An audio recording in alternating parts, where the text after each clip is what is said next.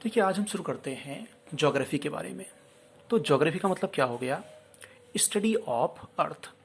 यानी कि इसका मतलब ये हो गया कि ज्योग्राफी वो सब्जेक्ट है जिसमें हम अर्थ की स्टडी करते हैं। तो अब इसके बाद क्वेश्चन ये है कि अर्थ होता क्या है। तो ऐसे हमारा आंसर क्या होगा? हम सिंपल सा आंसर देंगे कि अर्थ इज अ प्लैनेट। एक बात ये हो गई। और जैसा कि हम जानते हैं कि this planet exist in solar system, so it means earth is a part of solar system and solar system is itself a part of Galaxy. यानी कि इसका मतलब ये हो गया कि अर्थ पार्ट है सोलर सिस्टम का, सोलर सिस्टम पार्ट है गैलेक्सी का, और Galaxy is a part of universe. तो जैसे कि हम इस बात को जानते हैं कि हमारा जो सोलर सिस्टम है वो मिल्की वे गैलेक्सी में पाया जाता है। यानी कि इसका जैसे कि हम जानते हैं कि यूनिवर्स में कई सारी गैलेक्सीज होती हैं, उनमें से गैलेक्सी का नाम है मिल्की वे गैलेक्सी, और मिल्की वे गैलेक्सी में एग्जिस्ट करता है सोलर सिस्टम।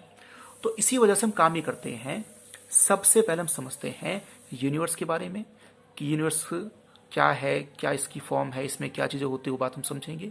उसके बाद हम समझेंगे गैलेक्सी के बारे में, उसके बाद हम समझेंगे सोलर सिस्टम के बारे में, और फाइनल उसके बाद हम समझेंगे अर्थ के बारे में।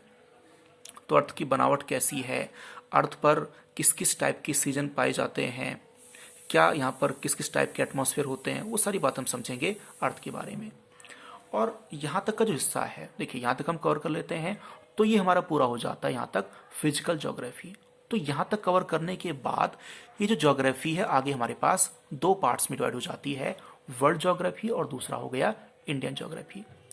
वर्ल्ड ज्योग्राफी में हम पढ़ते हैं अर्थ के, जैसे वर्ल्ड की बात हम करें तो वर्ल्ड में कौन कौन से कॉन्टिनेंट्स हैं, उन कॉन्टिनेंट्स में कौन कौन सी कंडीशंस हैं, वो हम समझते हैं वर्ल्ड ज्योग्राफी में। और उसके बाद हम आ जाते हैं इंडिया की बात हम करते हैं, उसके बाद हम बात करते हैं इंडिया की।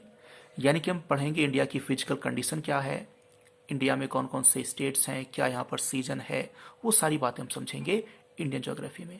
तो यानी कि इसका मतलब ये हो गया कि ज्योग्राफी में तीन बातें हमें समझनी होती है। सबसे पहले फिजिकल ज्योग्राफी, उसके बाद वर्ल्ड ज्योग्राफी, और उसके बाद फाइनली इंडियन ज्योग्राफी।